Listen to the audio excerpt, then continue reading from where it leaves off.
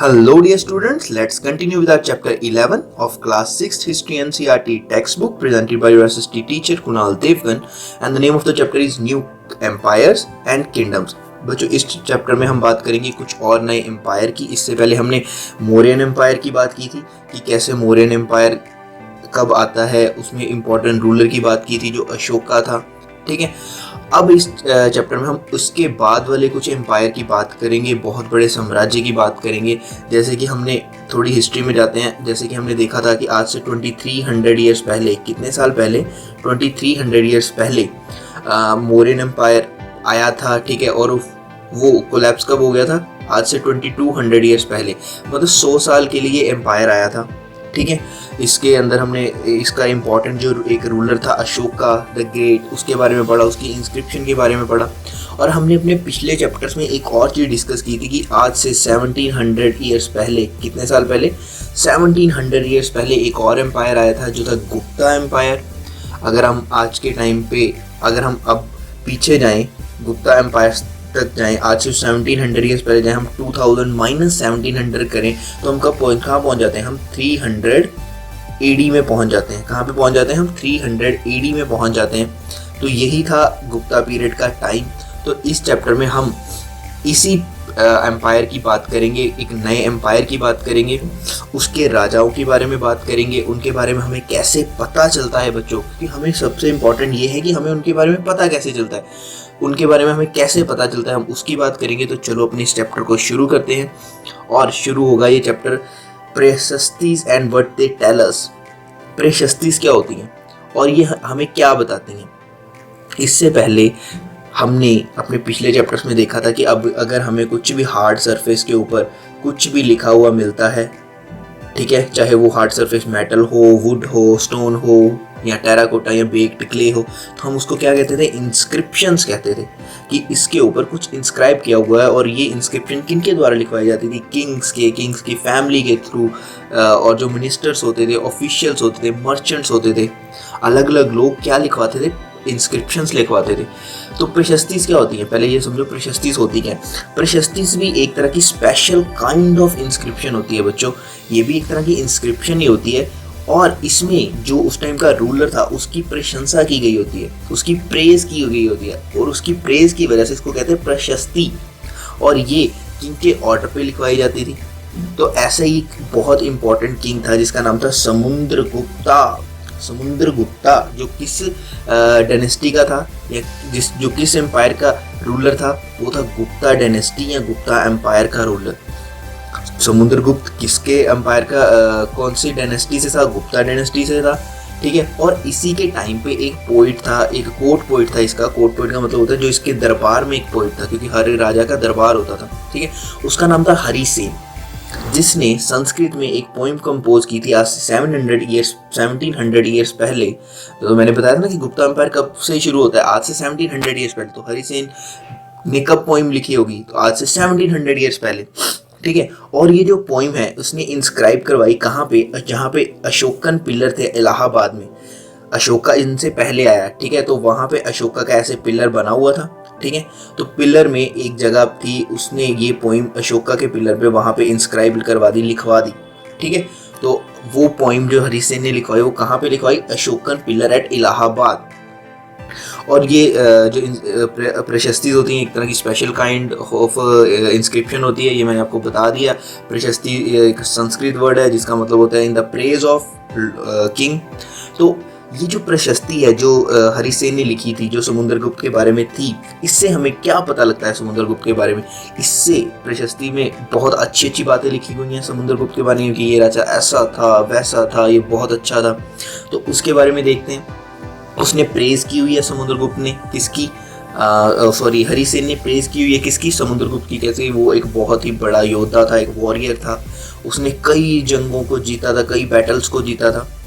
वो एक बहुत ही लर्न्ड और बहुत ही अच्छा पोइट भी था, और उसको इन प्रशस्ति में दर्जा दिया गया कि गॉड के इक्वल है। ठीक है। तो इन प्रशस्ति से हमें सिर्फ उनकी प्रेस के बारे में नहीं पता लगता कि जिन रूलर्स के बारे में हम पढ़ रहे हैं बच्चों, हम इन्हें प्रशस्ति से जो ये स्पेशल इंस्क्रिप्शन होती हैं, स्पेशल काइंड्स ऑफ इंस्क्रिप्शन होती हैं, इन इंस्क्रिप्शन से हमें कोई और चीज़ों के बारे में पता लगता है। जैसे जो हरिसेन की प्रशस्ति है, इसने समुद्रगुप्त की पॉलिसी के बारे में भी बताया है कि जो समुद्रगुप्त था, जिसने गुप्ता एम्पायर को एस्टेब्लिश करना शुरू किया, ठीक है, तो उसकी डिफरेंट रूलर्स के साथ, जो उस टाइम पे डिफरेंट राजास थे, उनके साथ डिफरेंट वो तरह से बिहेव करता था।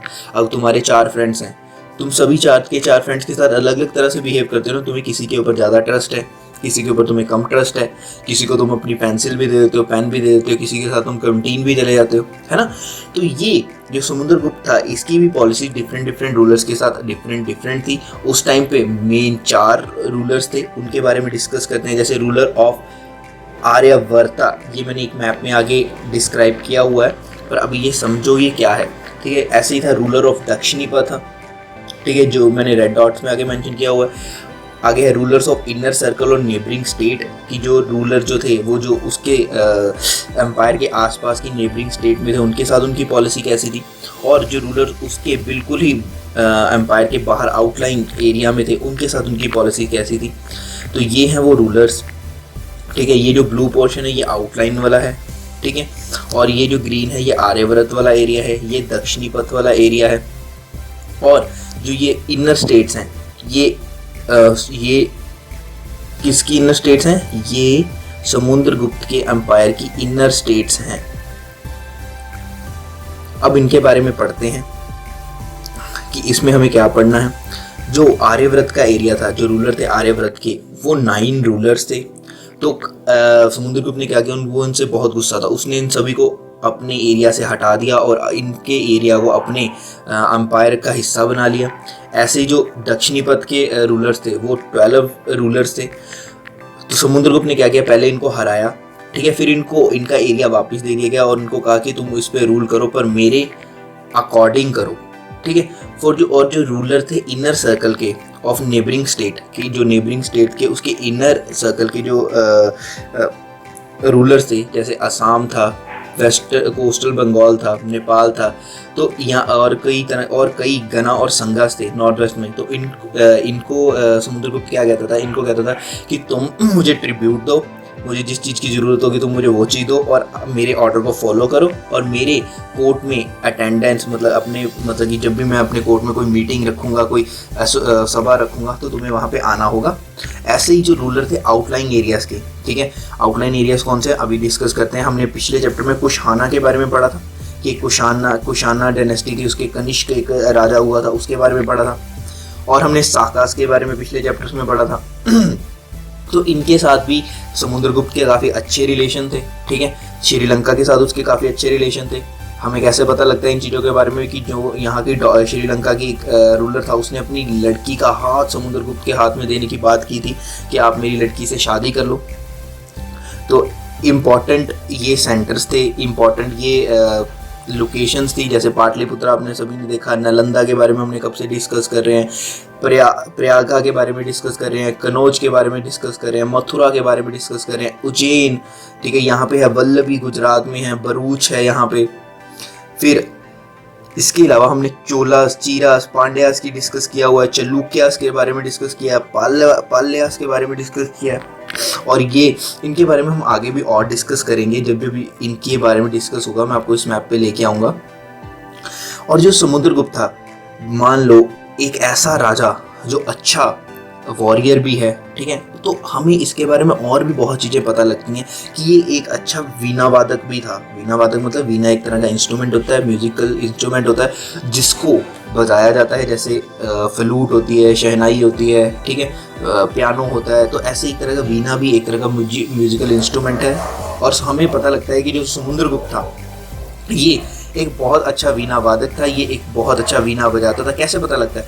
हमें जो इसके टाइम के कॉइन्स मिलते हैं, उन कॉइन्स में हमें इसकी इमेज मिलती है जिसमें इसने वीणा को पकड़ा हुआ है। प्रयागा जो था, जो इसकी बहुत ही इंपॉर्टेंट सिटी थी, प्रयाग किसका नाम है? जो आज के टाइम पे इलाहाबाद है बच्चों, उसका पुराना नाम क्या है? प्रयागा। ठीक है। इसके जो गुप्ता रूलर्स के इंपॉर्टेंट सेंटर्स थे, जो इसके इंपॉर्टेंट सेंटर थे जहाँ से ये अपने एडमिनिस्ट्रेशन को रन करता था, वो कौन से थे? वो थे प्रयाग, उज्जैन, पाटलिपुत्र। ये इसके मेजर सेंटर्स थे जहाँ से इसकी क्या एडमिनिस्ट्रेशन को चलाया जाता था।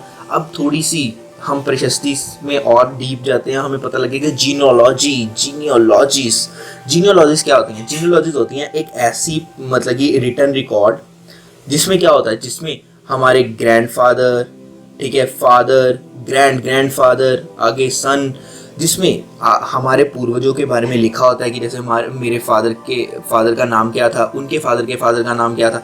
तो ये ऐसा कोई भी टेक्स्ट जहाँ पे मिले, जहाँ पे हमें हमारे एंसेस्टर्स के बारे में पता लगे, हमारे पूर्वजों के बारे में पता लगे, हमें उस चीज़ को हम कहते हैं जीनोलॉजी।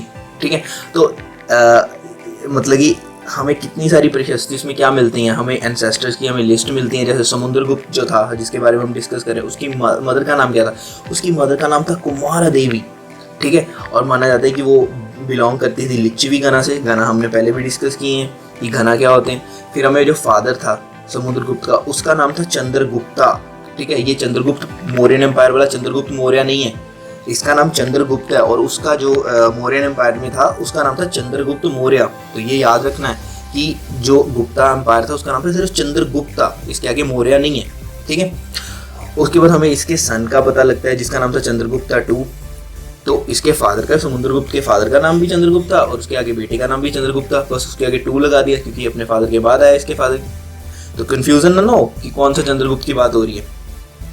उसके बाद जो समुद्रगुप्त के फादर थे बच्चों, वो पहले राजा थे गुप्ता डायनेस्टी के जिन्होंने एक टाइटल अडॉप्ट किया था जो था महाराजा अधिराज, जिसका मतलब होता है राजाओं का भी राजा। पहले हमने क्या देखा था, सिर्फ पहले राजा होते थे, फिर महाराजा आए। ठीक है, तो अब क्या आ गया, महाराजा अधिराजा, मतलब कि महाराजाओं के भी महाराज। ठीक है, तो ये कंसेप्ट आ गया। तो ये याद रखना है कि गुप्ता एम्पायर में समुद्रगुप्त के जो फादर थे जिसका नाम था चंद्रगुप्ता, उन्होंने सबसे पहले एक टाइटल अडॉप्ट किया था जिसका नाम था महाराज अधिराज। इसके पहले समुद्रगुप्त के फादर से पहले जो उसके दादा थे या उसके परदादा थे, वो सिंपली एक मतलब कि एक ही नाम से जाने जाते थे जो थे महाराजाज। ठीक है, तो इन प्रशस्ति के बारे में हमें डिफरेंट चीज़ों का पता लगता है। ऐसे ही हमें प्रशस्ति से एक और राजा का पता लगता है जो था हर्षवर्धन। इस हर्षवर्धन एंड द हर्षचरिता। हर्षवर्धन भी एक उस टाइम का एक बहुत इंपॉर्टेंट राजा था जो जिसने इंडिया पे रूल किया आज से 1400 साल पहले। और इसके ही टाइम पे, जैसे समुद्रगुप्त के टाइम में कोर्ट पोइट था ना हरिसेन, ऐसे ही हर्षवर्धन के टाइम पे भी एक कोर्ट पोइट था जिसका नाम था बाणभट्ट। और बाणभट्ट ने क्या लिखा था, बाणभट्ट ने हर्षवर्धन की बायोग्राफी लिखी थी जिसको कहते हैं हर्षचरित, जिसमें उसने इसकी जेनोलॉजी के बारे में लिखा है, इसके एम्पायर के बारे में लिखा है। इसके एम्पायर के मतलब इसके जैसे ही वो किंग बनता है उसकी जीनोलॉजी ख़त्म हो जाती है, मतलब कि हर्षवर्धन के टाइम तक ही लिखा है ना। तो इस चीज़ों के बारे में उसने इस हर्षचरिता में हर्ष की जो बायोग्राफी है हर्षवर्धन की, उसके बारे में लिखा है। बायोग्राफी क्या होती है, जब हम किसी पर्सन के बारे में उसकी लाइफ के बारे में लिखते हैं उसको कहते हैं बायोग्राफी। जो हर्ष था, ठीक है, वो किसका किंग बना, वो थानेसर का किंग बना। किसके बाद, अपने फादर और अपने एल्डर ब्रदर की डेथ के बाद। ठीक है, थानेसर को देखते हैं, थानेसर का है, ये रहा आपका थानेसर। ठीक है, तो थानेसर याद रखना है कि थानेसर की लोकेशन क्या है इंडिया के मैप के अकॉर्डिंग। इसके बाद जो हर्ष था वो एक और मतलब उसने एक और किंगडम था जो उसके ब्रदर इन लॉ का था। ठीक है, तो जो कनौज का एरिया था उसकी डेथ के बाद, ठीक है, उसके ऊपर इन्होंने अटैक कर दिया था। तो जो हर्ष था उसने कनौज को भी अपना हिस्सा बना लिया। तो कनौज कहाँ पे है, कनौज है यहाँ पे, ये रहा कनौज। तो उसके बाद क्या हुआ, हर्षवर्धन था उसने ईस्ट की ओर अपनी एक्सपेडिशन करनी शुरू की, अपनी एक्सपेंशन शुरू की। ईस्ट की ओर वो जाने लगा। उसने मगध के एरिया को अपने राज्य में मिला लिया, बंगाल के एरिया को अपने राज्य में मिला लिया। तो ये तुम्हें सभी को पता है मगध कहाँ पे है, पाटलिपुत्र कहाँ पे है, मगध का सारा एरिया कहाँ पे है, तो ये याद रखना है। ठीक है, और जब हर्षवर्धन, हमने पहले चैप्टर में एक नदी की बात की थी जिसका नाम था नर्मदा। जब हर्षवर्धन नर्मदा नदी को पार करके डेक्कन की ओर जाना चाहता था, नीचे की ओर जाना चाहता था उन एरियाज़ के ऊपर अपना मतलब अपने एम्पायर में उन एरिया को मिलाने के लिए, तो उसको रोक दिया गया एक राजा के द्वारा जो चालुक्य डायनेस्टी से था, जिसका नाम था पुलकेशिन II। तो तुम लोग समझ रहे हो कि कैसे जब हर्षवर्धन ने नीचे अपनी एक्सपेंशन करनी शुरू की और नर्मदा नदी के किनारे उसको रोक दिया गया, किसके द्वारा? एक चालुक्य डायनेस्टी के रूलर के द्वारा जिसका नाम था पुलकेशिन II। तो ये जो पुलकेशिन II था, हमने बात की ना कि साउथ में छोटे छोटे किंगडम्स थे उस टाइम पे, चोलास, चीरास, पांड्यास, और एक बहुत बड़े बड़े किंगडम्स एमर्ज हुए उस टाइम पे जो थे पाल्वास और चलुक्यास। तो चलुक्यास डायनेस्टी का ही एक बहुत इंपॉर्टेंट राजा था जिसका नाम था पुलकेशिन II। पुलकेशिन II ने क्या किया, उसने हर्षवर्धन को नर्मदा नदी के किनारे पर रोक दिया, जिसकी वजह से वो नीचे की ओर अपना एक्सपेंशन, अपने एम्पायर का एक्सपेंशन नहीं कर पाया। तो अब हम प्रशस्ति में कुछ और रूलर्स के बारे में, कुछ साउथ इंडियन रूलर्स के बारे में बात करते हैं जो थे पल्लवास, चलुक्यास और पुलकेशिन की प्रशस्ति थी उसके बारे में बात करते हैं। तो ये जो टाइम था, इस टाइम पे जो साउथ इंडिया था उसमें दो डायनेस्टीज थी जो बहुत ही इंपॉर्टेंट डायनेस्टी थी। एक थी पल्लवास, आज से 1700 ईयर्स पहले, ठीक है, आज से या फिर आज से 1700 ईयर्स और मतलब कि आज से 1600 ईयर्स पहले, ठीक है।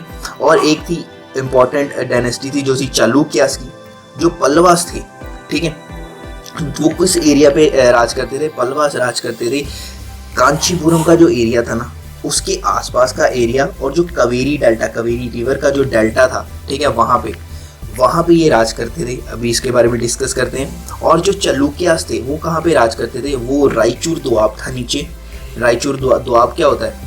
दोआब का मतलब होता है land between the two reverse. बच्चों, जैसे पंजाब में दोआब है, पंजाब में भी दोआब हैं, ऐसे ही जो एरिया दो रिवर्स के बीच में होता है उसको हम कहते हैं दोआब, ठीक है।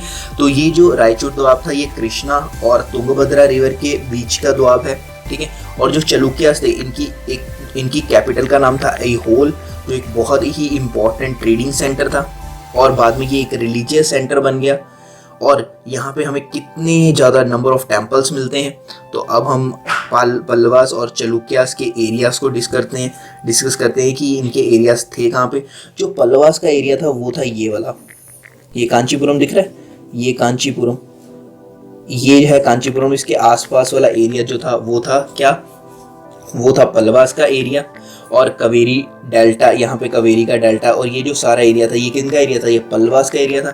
ये ऐहोल है, किसकी कैपिटल है? ये चालुक्यास की कैपिटल है। तो ये था रायचूर दोआब का एरिया। यहाँ पे है यहाँ पे है कृष्णा रिवर, यहाँ पे है तुंगभद्रा रिवर। तो ये जो इनके एरिया बीच का एरिया है वो क्या कहलाता है? जो इनके बीच का एरिया है वो कहलाता है रायचूर दोआब। जहाँ पे कौन रूल करता था? जहाँ पे रूल करते थे चालुक्यास रूल करते थे। तो ये जो हमने दोनों डायनेस्टीज की बात की, किसकी की? पल्लवास और चालुक्य। ये एक दूसरे से ना बड़े चिढ़ते थे बच्चों, और एक दूसरे की जो एरिया था ना उसके ऊपर अटैक करके रहते थे, उसको अपने अंदर कभी मिला लेते थे, कभी वो किसी का मिला लेता था। तो चालुक्यास में एक जो बहुत फेमस रूलर हुआ है वो था पुलकेशिन II, जिसने हर्षवर्धन को रोका था। और इसके ही कोर्ट में एक पोइट था जिसका नाम था रवि कीर्ति। अभी तक हमने समुद्रगुप्त के हरिसेन के बारे में बात की, ठीक है, हर्षवर्धन के बाणभट्ट के बारे में बात की। तो पुलकेशिन II का कोर्ट पोइट कौन था? रवि कीर्ति, ठीक है। और इसने एक प्रशस्ति बनाई थी, और इस प्रशस्ति में इसने बताया था कि कैसे जो पुलकेशिन II था उसने एक्सपेडिशंस की थी। कहाँ पे? उसने एक्सपेडिशन की वेस्ट कोस्ट की और ईस्ट को। एक्सपेडिशन का मतलब कि कैसे उसने अपनी मिलिट्री के साथ अटैक किया था ईस्ट और वेस्ट कोस्ट के ऊपर। ईस्ट और वेस्ट कोस्ट कौन सी है? ईस्ट कोस्ट है ये वाली, ईस्ट कोस्ट है ये वाली, और वेस्ट कोस्ट है ये वाली, ठीक है। तो कैसे उसने वहाँ पे अटैक किया था, कैसे उसने पल्लवास किंग के ऊपर अटैक किया था, क्योंकि पल्लवा किंग कौन सी साइड थे? वो ईस्ट साइड पे थे ना। और कैसे जो पल्लवास किंग्स थे उन्होंने कांचीपुरम उनका इंपॉर्टेंट सेंटर था, ठीक है। तो कांचीपुरम में वो क्या शेल्टर लेते हैं, बचने की कोशिश करते हैं, इसके बारे में उसने हमें बताया। और पर जो चालुक्यास विक्ट्री थी ना वो बहुत ही शॉर्ट लिव्ड थी, मतलब कि बहुत ही चालुक्यास को जितनी भी विक्ट्रीज मिली हैं, जितनी भी उन्होंने लड़ाइयाँ जीती, वो बहुत ही शॉर्ट लिव थी, जिनका समय बहुत कम था।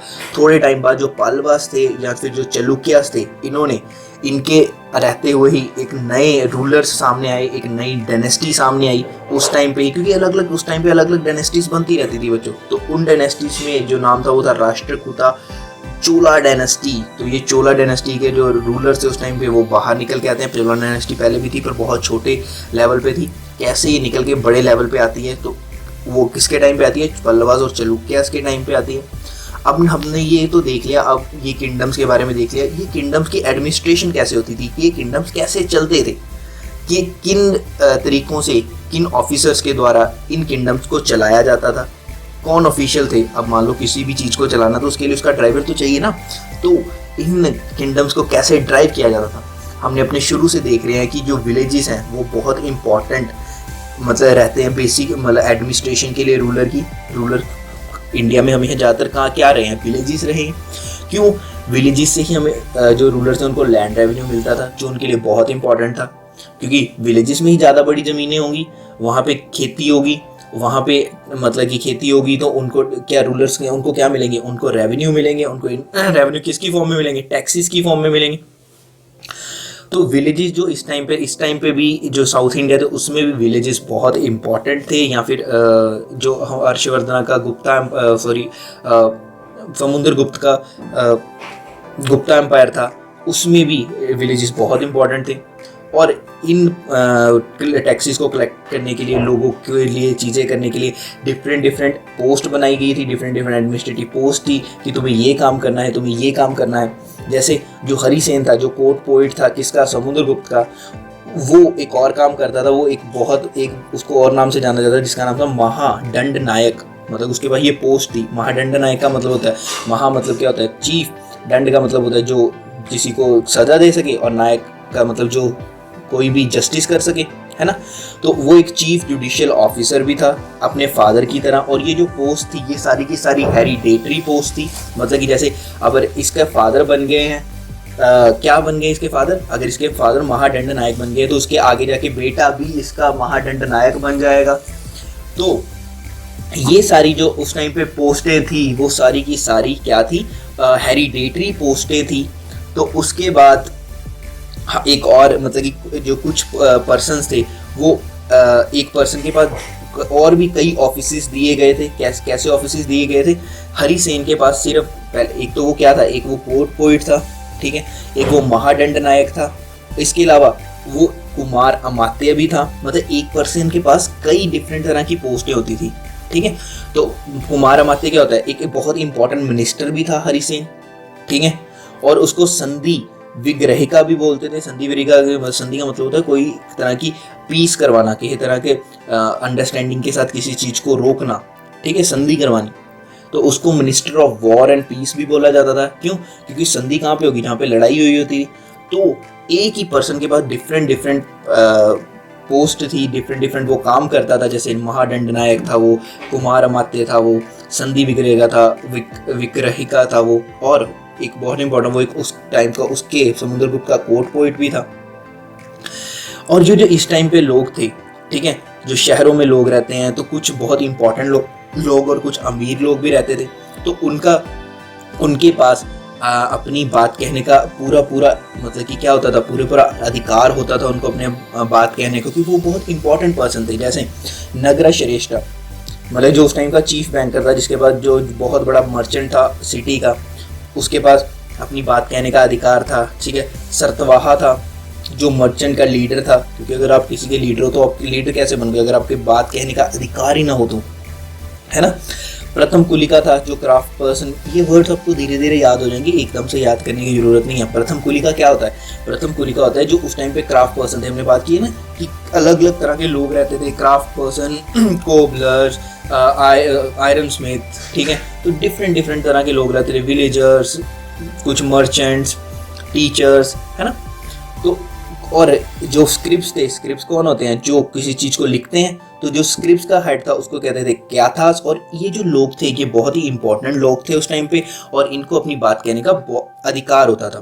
पर ये जो लोग थे ये पावरफुल भी थे, ठीक है। और जब ये लोग बहुत ज़्यादा पावरफुल हो जाते हैं, ठीक है, तो ये एक न्यू किंगडम की ओर ले जाते हैं अपने आप को। वे कहते हैं कि हम इसकी बात क्यों मानेंगे, हम समुद्रगुप्त की बात क्यों मानेंगे, हम किसी राजा की बात क्यों माने, हम अपना राज्य बनाएंगे। ठीक है, तो समुद्रगुप्त ने इन सभी लोगों को कंट्रोल करने के लिए, ठीक है, इन सभी लोगों को इकट्ठा रखने के लिए आर्मी रखी हुई थी बहुत बड़ी। तो इस टाइम पे हम न्यू काइंड ऑफ आर्मी के बारे में भी बात करेंगे कि जो आर्मी थी वो बहुत ही अच्छी थी। उसमें उस आर्मी में एलिफेंट्स थे, चेरॉइड्स थे, कैवेलरी थी, फुट मतलब कि सोल्जर थे, मतलब कि आर्मी में घुड़सवार भी थे, ठीक है, पैदल चलने वाले लोग भी थे, ठीक है, रथ भी थे, एलिफेंट्स भी थे। और जो ये मिलिट्री लीडर्स थे, और इस टाइम पे जो ये इम्पोर्टेंट पर्सन थे उस टाइम पे, कुछ उनमें से कुछ मिलिट्री लीडर्स भी थे जो किंग को ट्रूप्स मतलब सोल्जर प्रोवाइड करते थे जब किंग को ज़रूरत होती है या फिर किंग को कहीं पे अटैक करना होता था। ये जो आर्मी थी, इनके जो सोल्जर थे, इनको रेगुलर सैलरी नहीं पे की जाती थी, ठीक है। इनको मतलब कि जो मिलिट्री लीडर्स थे, इनको सैलरी ना दे के हुए इनको ना ज़मीन दे दी जाती थी कि ये ज़मीन रख लो, ठीक है, और इसके बदले में मेरे को तुमने 100 सोल्जर देने हैं, ठीक है, और इससे जो भी एग्रीकल्चर के प्रोडक्शन होगी, जितना भी इनकम होगी, वो इनकम से तुम इन लोगों को सैलरी दो, ठीक है, तो मैंने तुम्हें ज़मीन दे दी, ठीक है। और ये जो लोग होते थे जिनको ये ज़मीन मिलती थी उनको बोला जाता था समंथास। और जब भी रूलर जो है, मान लो कि किसी टाइम पे जो रूलर है वो वीक होता है, कोई अच्छा रूलर नहीं आता, तो ये समंथास थे ना, वो ज़मीन को कैप्चर कर लेते थे और अपने आप को इंडिपेंडेंट घोषित कर देते थे। तो इस टाइम पे कुछ असेंबलीज भी होती हैं, हमें प्रशस्ति से पता लगता है, इंस्क्रिप्शन से पता लगता है कि इस टाइम पे कुछ असेंबलीज भी हुई थी लोगों की, ठीक है। तो उन असेंबलीज को क्या कहते हैं, उन असेंबलीज को कहते हैं सभा, ठीक है। सभा एक तरह की असेंबली थी जिसकी वजह से क्या होता था, हम किस चीज़ की बात करें कि उस टाइम पे जो ये एरिया थे उसको एडमिनिस्टर कैसे किया जाता था, तो उसमें हमने क्या, मिलिट्री के थ्रू एडमिनिस्टर किया जाता था, समंथास के थ्रू एडमिनिस्टर किया जाता था, ठीक है। और किन चीज़ों, इंपॉर्टेंट पर्सन्स के थ्रू, इंपॉर्टेंट ऑफिशियल्स के थ्रू एडमिनिस्टर किया जाता था, ठीक है। तो अब हम बात करें कि असेंबलीज के थ्रू कैसे डिफरेंट जो लोगों की प्रॉब्लम्स थी उनको सॉल्व किया जाता था बच्चों। जैसे सभा थी, ये किन की असेंबली थी, जो उस टाइम पे ब्राह्मण लैंड ओनर थे ना, जो ब्राह्मण लोग थे जिनके पास ज़मीनें थी, ये उनकी असेंबली थी, ठीक है। और ये जो असेंबली थी इसने ना आगे छोटी छोटी कमिटीज़ बनाई हुई थी। अगर कोई इरिगेशन का, कोई सिंचाई का काम करना है तो वो देखती थी, कोई एग्रीकल्चर का काम करना है वो देखते थे, कोई रोड बनानी है तो वो डिफरेंट कमेटी थी वो देखती थी, कोई टेम्पल बनाना है तो वो एक डिफरेंट कमेटी थी जो देखती थी। ऐसे ही एक और कमेटी थी जिसका नाम था उर, ठीक है, जो जहाँ पे ज़मीन जो थी वो ब्राह्मण्स के पास नहीं थी, ठीक है, और जो लोग इकट्ठे होते थे उस असेंबली को कहते थे उर। एक नगरम थी जो मर्चेंट की एसोसिएशन थी। अब मर्चेंट को भी कितनी, कहाँ पे मार्केट लगानी है, क्या दिक्कत, कहाँ से रॉ मटेरियल लाना है, कहाँ पे बेचना है, तो ये सारा की चीज़ें कौन देखती थी, कौन सी उन्होंने एक ऑर्गेनाइजेशन बनाई हुई थी जो थी नगरम। ये तो हमने अभी तक किन किन के बारे में पढ़ा, अभी तक हमने पढ़ा राजाओं के बारे में, उस टाइम के लोग कैसे थे, कैसे एडमिनिस्ट्रेशन को चलाया जाता था, किन लोगों के द्वारा चलाया जाता था, ऑफिशियल्स क्या करते थे, कहाँ से मिलिट्री प्रोवाइड की जाती थी, प्रशस्ति से हमें क्या क्या चीज़ें पता लगती हैं, ये तो अभी तक हमने पढ़ा। अब हम पढ़ेंगे और जहाँ जो वहाँ पे आम इंसान रहते थे किंगडम में, उनकी लाइफ कैसी थी, ठीक है। तो उनकी लाइफ के बारे में हमें सबसे पहले पता कहाँ से लगता है, सोर्स क्या है उनकी लाइफ का, प्लेस और अदर अकाउंट्स, प्लेस जो उस टाइम पे लोगों के द्वारा लिखे गए, और अदर अकाउंट जो उस टाइम पे फॉरेनर ट्रैवलर्स घूमने आए थे, ठीक है, जो इंडिया में, जिन्होंने इंडिया के बारे में लिखा, उन चीज़ों को हम कहते हैं उनके अकाउंट्स। जैसे कालिदास, एक बहुत ही फेमस नाम है बच्चों कालिदास, ठीक है। कालिदास ने अपने प्लेस में जो आम लोग थे उनकी लाइफ को डिस्कस किया है, ठीक है। किंग्स का जो कोर्ट होता था, दरबार होता था, उसके बारे में डिस्कस किया है कि जो ब्राह्मण्स होते थे या किंग होते थे वो संस्कृत बोलते थे, और जो आम इंसान होते थे वो कौन सी लैंग्वेज बोलते थे, प्राकृत। और प्राकृत लैंग्वेज के बारे में हमने क्या पढ़ा था कि बुद्ध और जैन जो थे, महावीर स्वामी थे, बुद्ध और महावीर स्वामी थे, उन्होंने अपने धर्म के बारे में प्रचार किस लैंग्वेज में किया, किस लैंग्वेज में उन्होंने अपने उपदेश दिए, उन्होंने प्राकृत लैंग्वेज में अपने उपदेश दिए, ठीक है। कालिदास का एक बहुत फेमस प्ले है बच्चों जिसका नाम है अभिजाना शकुंतलम, ठीक है। क्या है अभिजाना शकुंतलम? अभिजाना जो शकुंतलम है, ये स्टोरी है किसकी, एक किंग होता था एक जिसका नाम था दुष्यंत, और उसको एक लड़की से प्यार हो जाता है जिसका नाम है शकुंतला, ठीक है। तो इस स्टोरी में किन दो लोगों की लव स्टोरी को डिस्कस किया गया, एक है दुष्यंता और दूसरा है शकुंतला, ठीक है। और इसी स्टोरी में हमें जो उस टाइम पे पुअर फिशरमैन होते थे जो मछलियाँ पकड़ते थे, उनकी दुर्दशा के बारे में भी बताया गया है, तो इससे हमें जो उस टाइम के लोकल लोग थे या उस टाइम के ऑर्डिनरी पीपल थे उसके बारे में पता लगता है। ऐसे ही कुछ चाइनीज़ पिलग्रिम्स थे।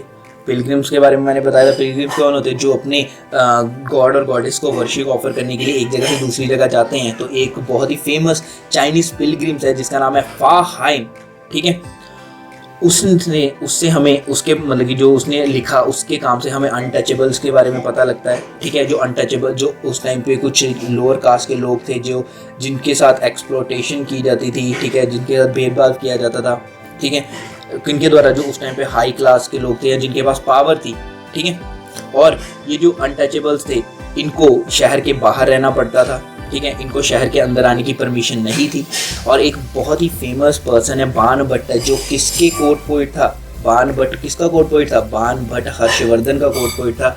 और उसके काम से हमें पिक्चर मिलती है कि आर्मी जो थी, किंग की आर्मी, जब वो मूव करती थी एक जगह से दूसरी जगह जाती थी तो आम लोगों के, कई लोगों के घर मतलब कि उस एलिफेंट्स के द्वारा या फिर घोड़ों के द्वारा उनके घर को मतलब कि तोड़ दिया जाता था, डिस्ट्रॉय कर दिया जाता था। कई बार उनके खेतों से जो एनिमल है वो खा के मतलब कि अनाज खाते थे, ठीक है। तो आम लोगों के ऊपर इसका क्या असर होता था जब आर्मी एक जगह से दूसरी जगह जाती थी? तो इस सारे चैप्टर में हमें इसी चीज़ के बारे में पता लगता है। हमें एक नए किंगडम के बारे में पता लगता है, उसकी एडमिनिस्ट्रेशन कैसे होती थी, प्रशस्तिस क्या होती थी। तो ये था आपका पूरा chapter. Thank you for watching. If in case of any doubt feel to call me.